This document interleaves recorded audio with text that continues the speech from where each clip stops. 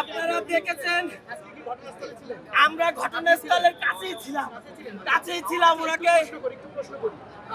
কত দূর থেকে গুলি করা হয়েছে, কয়টা গুলি করা হয়েছে কিন্তু আপনাদের কি দেখলেন? কাউকে শনাক্ত করতে পারছেন? আমি পাশেই ছিলাম যখন তারা হঠাৎ একটা গুলির আওয়াজ আসলো, উনি লুটিয়ে পড়লো। সাথে সাথে আমাদের যারা জনতা আমরাও দৌড়ে গেলাম। কিছু বুঝে ওঠার আগেই এরকমটা করা হয়েছে।